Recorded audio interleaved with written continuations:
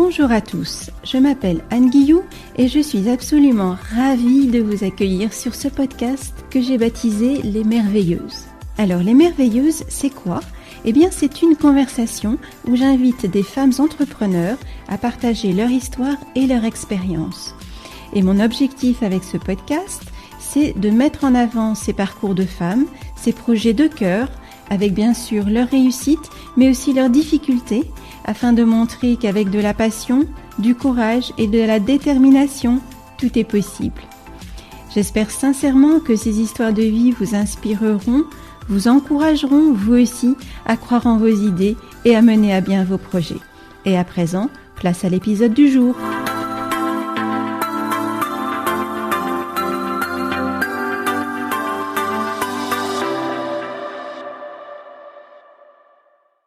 Aujourd'hui, j'ai le plaisir de recevoir Véronique de Wever. Alors Véronique a étudié le droit et elle a commencé sa carrière dans une start-up où elle découvre ce que veut dire lancer un business et développer un marché.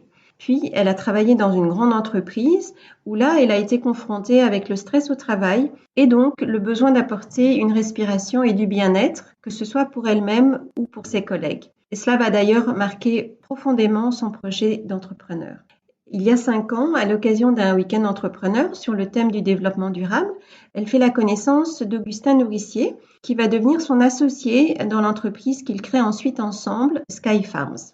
À l'origine, ils sont surtout centrés autour d'un concept B2B, à savoir la création et l'animation de potagers d'entreprise. Puis, ils se diversifient rapidement dans le B2C, ce qui leur permettra d'ailleurs d'équilibrer leur activité pendant la crise du Covid.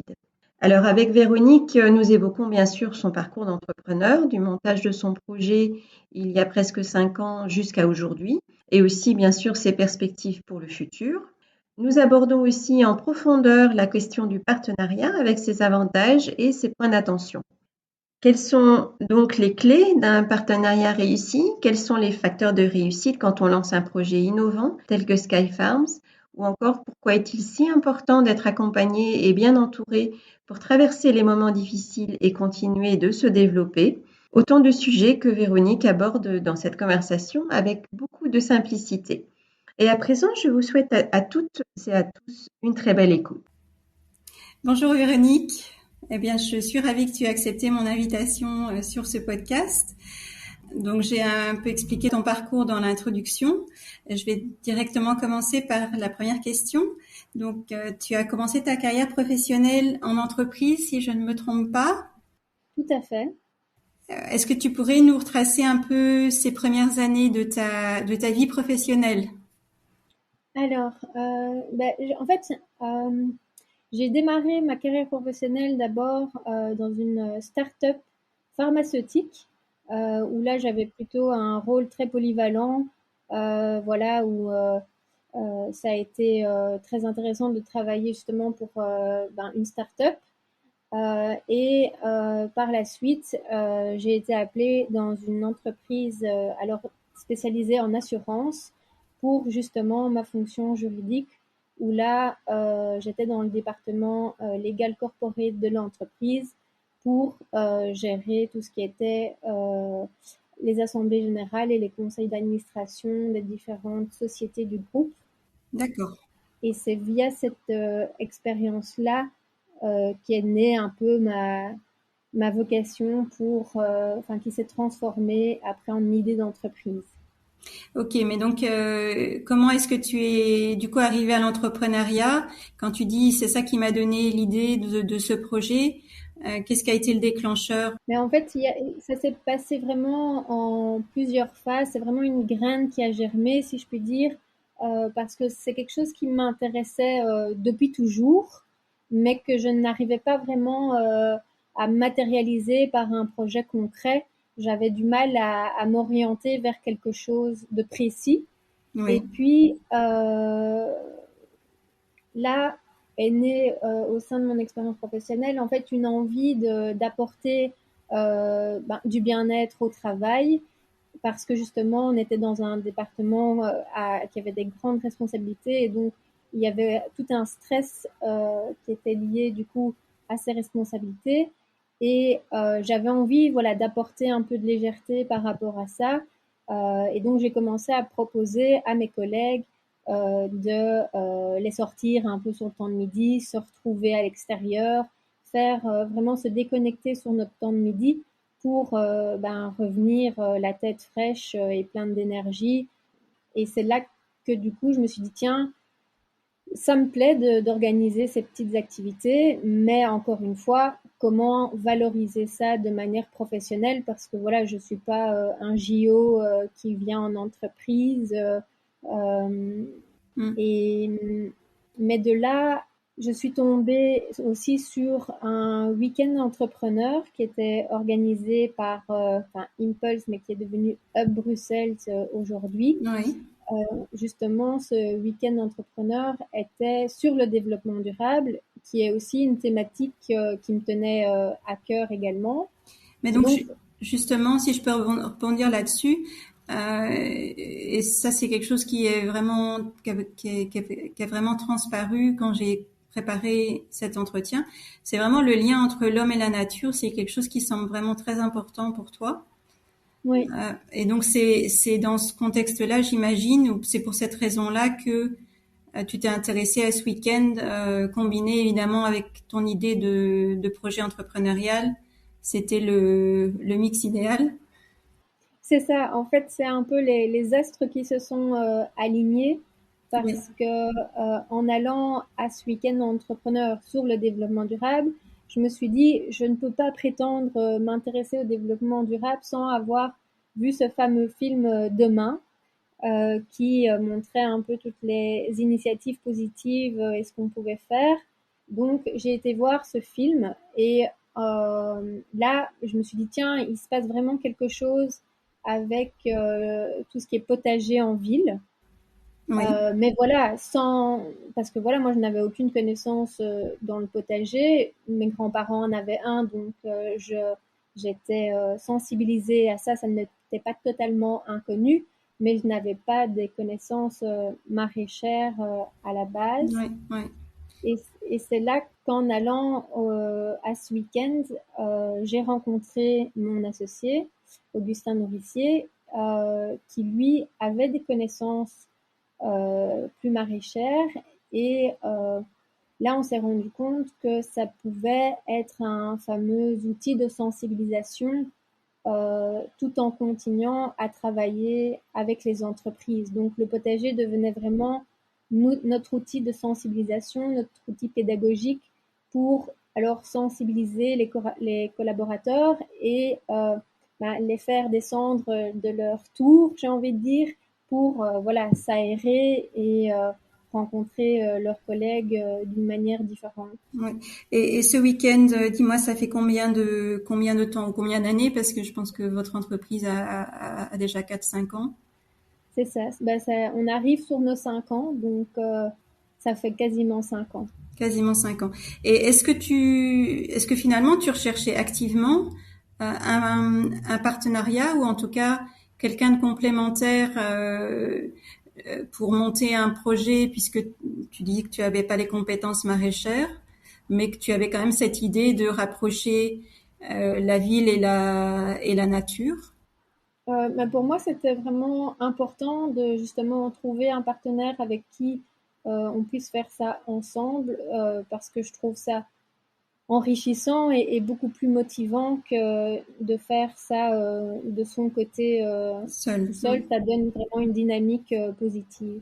Oui, et un partenariat, voilà, c'est quand même une aventure, bien sûr, hein, de s'engager comme ça avec quelqu'un finalement vous connaissiez pas, si j'ai bien compris. C'est ça, pas du tout. Voilà, et ça peut super bien se passer, comme ça se passe visiblement pour vous, ou ça peut être plus difficile. Il y a des histoires de partenariat qui sont aussi plus compliquées. Mais donc, qu'est-ce qui fait, selon toi, que ça fonctionne bien entre vous? En fait, donc quand on s'est rencontrés, justement, on s'est dit, ben, on doit testons pendant 6 mois ce que ça donne, parce on était très conscients tous les deux que on ne savait pas du tout ce que ça allait donner. Et je pense que ce qui a fait que ça a fonctionné, c'est que déjà à la base, on est deux grands pacifistes. Je pense que ça aide pas mal quand on n'est pas d'accord sur un sujet. Et après, on est très complémentaires au niveau professionnel. Donc ça explique aussi en partie la réussite du projet. Voilà, avec, on va dire, le revers de la médaille où on a dû aussi s'adapter chacun au profil de l'autre, vu que les forces de l'un étaient les faiblesses de l'autre. Voilà, et qu'au niveau humain, on fonctionnait euh, de manière différente. Et donc, ça, on a dû apprendre à justement à composer avec ça et de s'enrichir mutuellement et de pas avoir des tensions inutiles. Oui. Et donc tu ou vous, mais bon, je vais pas te faire parler pour Augustin. Tu t'es vite rendu compte que donc vous étiez complémentaires et que faire ce chemin ensemble, c'était quelque chose de tout à fait possible.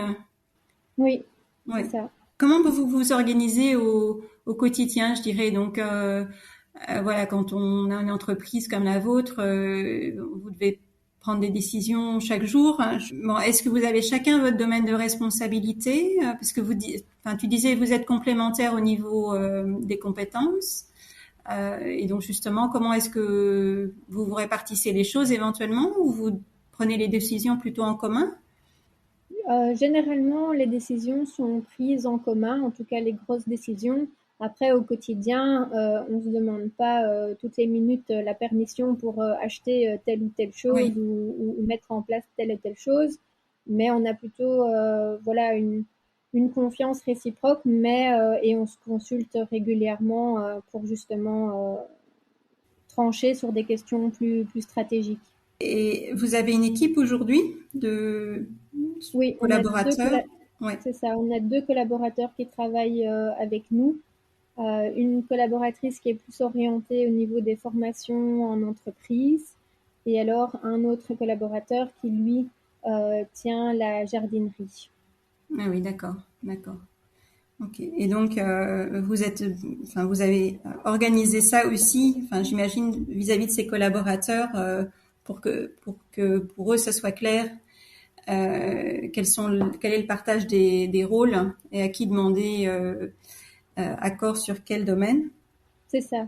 Ouais. En gros, on a un peu chacun notre collaborateur, si je puis le dire comme ça. D'accord. Ouais. Et après, ils savent que sur certaines choses, par exemple sur tout ce qui est communication, c'est plutôt vers moi qu'il faut venir.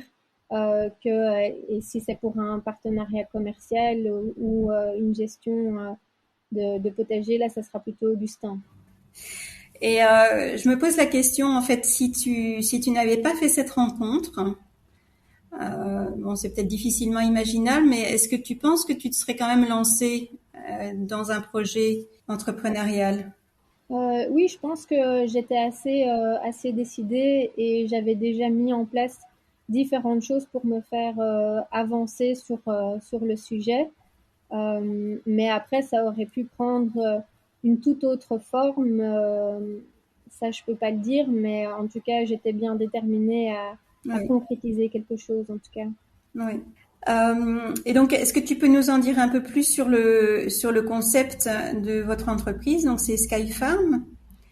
Oui, alors on travaille d'une part avec les entreprises pour apporter du bien-être au travail par le potager d'entreprise. Donc là, c'est chaque entreprise qui a un espace disponible, que ce soit en terrasse, en toiture ou même dans un jardin. Là, on s'occupe d'installer, de concevoir le potager et d'amener de la biodiversité en ville avec des essences locales, et de prévoir aussi tout ce qui est récupération d'eau de pluie.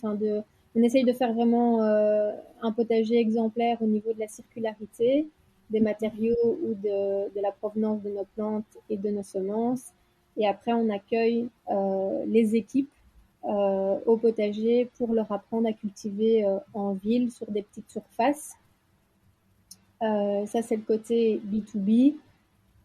Et de l'autre, on a développé une jardinerie au Bihir, donc qui se trouve près de Tours et Taxi, Oui, où là, on reçoit plutôt alors les particuliers qu'on peut conseiller sur leur aménagement de leur jardin ou de leur balcon pour de nouveau cultiver sur petit espace. Et mhm. on a également un site internet sur lequel ils peuvent commander alors et se faire livrer à domicile. D'accord. Mais donc vous avez commencé sur le B2B. C'est Au ça. départ, vous n'aviez pas ce volet B2C, si je comprends bien. Ouais, le volet Ouais. B2C est venu après, justement, en donnant nos formations en entreprise où on avait des demandes D'accord. des participants de pouvoir avoir accès à tout ce matériel et ces plans Mhm. de qualité. Ouais, ouais, ok.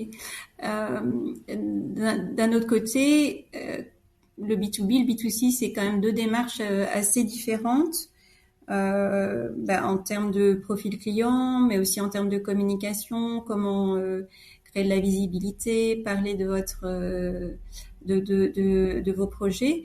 Comment est-ce que vous avez développé ça? Est-ce que vous êtes entouré de personnes, d'autres personnes, ou bien c'est quelque chose que vous avez développé vous-même? On a commencé justement à faire ça de manière à micro-échelle. Donc là, l'espace physique de vente qu'on a n'est pas très grand. Et donc c'est vraiment petit à petit qu'on a mis ça en place. Donc on s'est formé sur le tas, on a demandé des conseils aussi à droite à gauche, mais voilà, on s'est lancé et on s'est débrouillé. Mm. Et quel est est-ce que ces deux activités sont à peu près équivalentes dans votre entreprise aujourd'hui, ou est-ce qu'il y en a une qui est plus prépondérante que l'autre? Et je pense notamment suite au Covid, peut-être le B2B a pris un peu une autre direction. Oui, et ça, le Covid a changé beaucoup de choses chez nous parce que au départ, notre activité principale restait les activités avec les entreprises. Avec le Covid, là, quand on pouvait plus se réunir, c'était un peu compliqué d'organiser des rencontres sur le lieu de travail. Donc là, heureusement qu'on avait alors la jardinerie parce que tout le monde avait du coup le temps de s'y mettre et donc on a rencontré un grand succès à cette période-là. Oui. Mais du coup, les projets B2B se sont aussi un peu diversifiés et on est consulté aussi dans différents domaines, que ce soit maintenant l'aménagement du territoire ou des projets avec des écoles Ok. des suivis de formation pour les citoyens. Ok. Ok. Et vous travaillez aujourd'hui exclusivement en Belgique ou même en Bruxelles-Wallonie, où vous êtes présent, je pense à la Flandre, mais aussi au Luxembourg ou dans d'autres pays? On est présent aujourd'hui principalement sur Bruxelles. On est également présent en Wallonie et au Luxembourg un petit peu aussi. Mhm. Ok.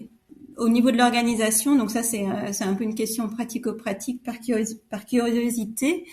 Euh, les personnes qui effectivement encadrent les projets, que ce soit, tu parles des écoles, encore des projets d'entreprise, c'est vraiment des personnes qui viennent sur place. C'est vous qui faites ça ou vous avez une équipe pour vous aider?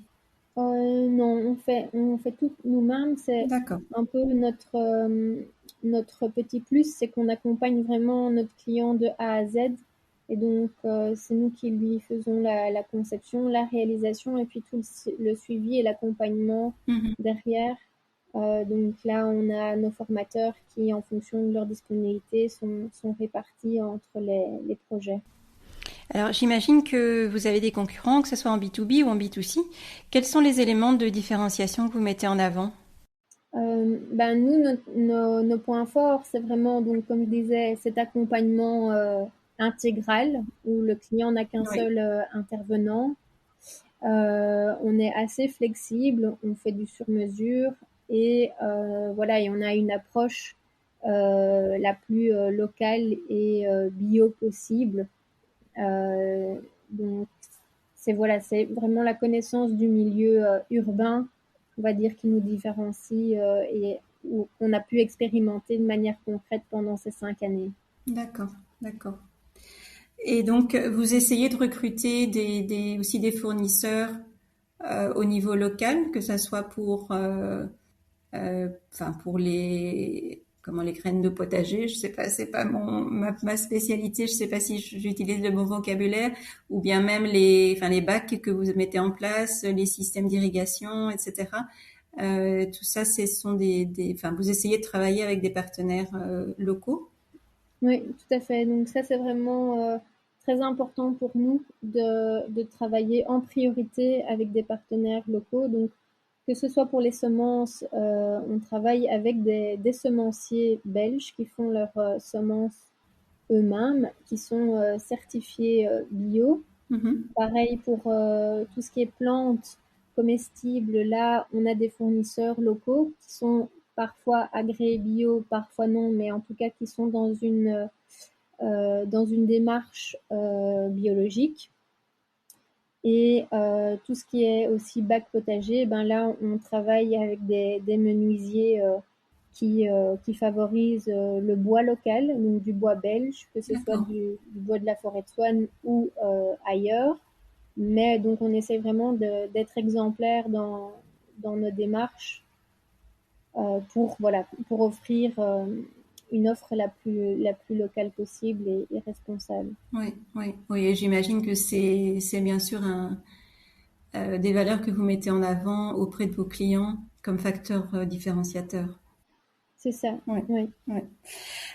Pour en revenir au projet, quelles sont les principales difficultés que vous avez rencontrées lors du montage de votre projet enfin, comment ça s'est passé? Vous vous êtes fait accompagner? Quelles sont les aides que vous avez eues, que vous avez cherchées et peut-être pas eues? Alors, en fait, dès le départ, on a été encadré pendant 6 mois parce que après ce week-end entrepreneur, on a présenté notre projet devant un jury qui nous a retenus et donc ça nous a permis de faire partie de l'incubateur Green Lab qui accompagne des projets justement circulaires. Mhm. Et donc, pendant 6 mois, on a vraiment été encadrés par toutes sortes d'experts qui nous aidaient à construire notre business model et à nous accompagner dans les premiers projets tests qu'on a mis en place. Donc ça, c'est vraiment quelque chose que je recommanderais pour ceux qui ont envie de se lancer, c'est de pas hésiter à se faire accompagner par différentes structures pour justement être guidé et de pouvoir mettre sur pied beaucoup plus vite un projet Oui. que si on le fait tout seul dans son coin. Est-ce qu'il y a des choses avec le recul où tu dirais, eh bien ça, je l'aurais fait différemment, ou vous l'auriez fait différemment, puisque vous êtes deux, bien sûr, dans l'aventure. Euh, Question difficile toujours. oui, j'avoue qu'on ne se la pose pas souvent, mais je pense qu'on est content de ce qu'on a fait Oui, et peut-être parfois se concentrer davantage peut-être sur le plan financier avant de se lancer dans un nouveau projet, je dirais, parce que nous, on a tendance à se dire, on y va, on fonce. oui, Et jusqu'à présent, bah, ça nous a plutôt réussi. On a un bon instinct par rapport à ça. oui, Maintenant, la manière d'améliorer les choses, c'est toujours après d'examiner, analyser le projet sur différents angles et après prendre des décisions stratégiques en fonction oui, des résultats. oui. Donc voilà, ça c'est peut-être un autre conseil à donner. Quels sont éventuellement les conseils que tu aurais aimé avoir et que tu n'as pas eu? En fait, se faire accompagner, euh, c'est très chouette, c'est très rassurant, on apprend plein de choses. Après, peut-être que le piège dans tout ça, c'est qu'on essaye de parfois rentrer dans des cases. Donc, Oui, on apprend toutes sortes de choses et puis on essaye de coller à la théorie, mais à un moment donné, je pense que c'est bien de se dire, ben voilà, oui, je m'inspire de la théorie, mais après, il faut rester dans son domaine et pouvoir se dire, ben oui, ça fonctionne ou ça fonctionne pas, et pas essayer de se tordre pour se calquer à une structure très précise. Ça, je pense que c'était un peu le piège et le recul que j'ai eu après ces accompagnements, c'est de me dire, OK, on n'est pas obligé de suivre un chemin tout tracé. Oui, On peut faire les choses aussi un peu à sa manière. oui, oui, oui, effectivement. Mais c'est vrai quand on commence, on n'a pas forcément, comme tu le dis bien, le recul pour évaluer et être critique vis-à-vis des conseils qu'on reçoit. Mhm. Et donc, ouais, j'imagine que c'est parfois difficile de faire la part des choses. Et donc, si je comprends bien, pour toi, c'est important de garder, donc même dans cet accompagnement, de veiller à garder son identité, ses valeurs et de mettre sa patte personnelle sur le projet. Voilà, je pense qu'il faut s'écouter, et parce que c'est ça aussi qui va faire qu'on va rester motivé, et que justement dans tous ces projets innovants, ben c'est à nous d'écrire l'histoire, et à écrire toutes ces premières fois, et donc ça peut prendre un chemin un peu moins tracé. J'imagine qu'il y a eu enfin, que vous avez toujours aujourd'hui parfois des moments des difficultés ou des moments de doute. Comment est-ce que vous faites dans ces moments-là pour prendre du recul, et pour finalement surmonter ces difficultés éventuellement qui se présentent? Mais là, c'est le grand avantage d'avoir un associé, c'est Oui. que on peut justement en discuter et en débattre.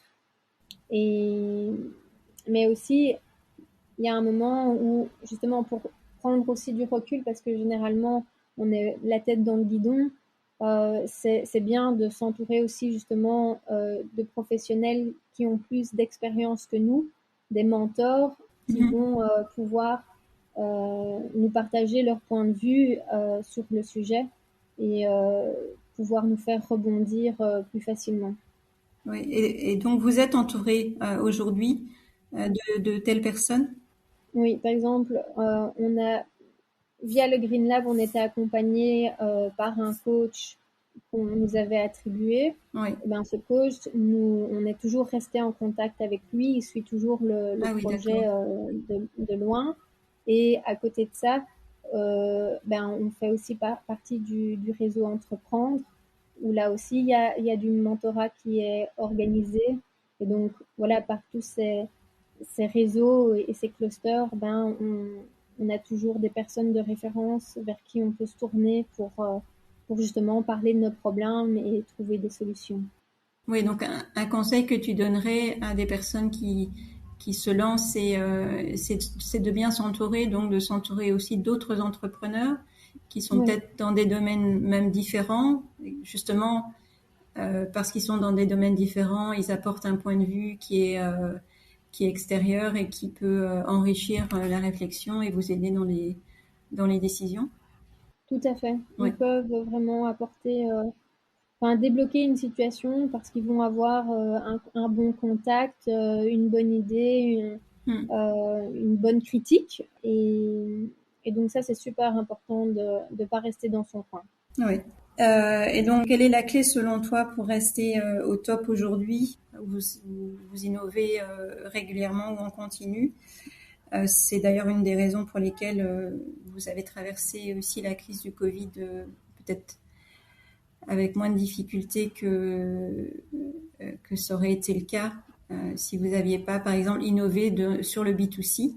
Mhm. Euh, donc, est-ce que pour toi, c'est ça qui fait que vous êtes en mesure de vous développer, d'évoluer continuellement? Oui, je pense que notre flexibilité fait qu'on peut réagir vite, et qu'on se tient aussi au courant de tout ce qui se passe dans notre domaine, et donc d'être ouvert à, voilà, que ce soit d'autres projets circulaires, et même dans notre domaine, tous les projets qui se développent sont importants à suivre parce que ça peut déboucher sur des collaborations très constructives, et se renforcer mutuellement. Donc, je pense que oui, l'ouverture fait partie de la réussite.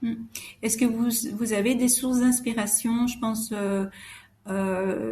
outre-Atlantique ou bien dans d'autres pays où vous dites tiens, vous faites un peu de veille, où vous voyez quels sont les projets qui se développent et qui peuvent être des sources de nouvelles idées, des sources d'inspiration? Oui, par exemple, au Canada, ils sont très avancés sur tout ce qui est agriculture urbaine, en toiture, même du côté moins loin, du côté de Paris, ils font aussi des choses assez extraordinaires. Donc, oui, c'est important aussi de ne pas se limiter au côté national, mais de regarder aussi au niveau international ce qui se passe, parce que ça peut vraiment être très inspirant. Oui. Quelles sont aujourd'hui les perspectives que vous avez pour Skyfarm? Alors là, le challenge, c'est de continuer à se développer tout en se stabilisant, parce que là, avec la crise, ça a beaucoup bougé. Oui. Et donc, on manque un peu de recul sur ces nouvelles données, j'ai envie de dire. Mais donc, voilà, on va continuer à avoir le plus d'impact positif possible. Et voilà. Et puis, on verra bien. Très bien. J'ai fait le tour à peu près des questions que j'avais. Est-ce que tu voudrais ajouter quelque chose, un sujet qu'on n'a peut-être pas encore abordé? Là, comme ça, je vois pas. Non. On est passé sur beaucoup de choses. Oui. Là, tout de suite, je ne vois pas quoi rajouter.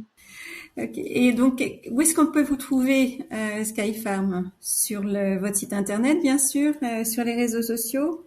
Oui, on est présent autant sur Facebook que sur Instagram.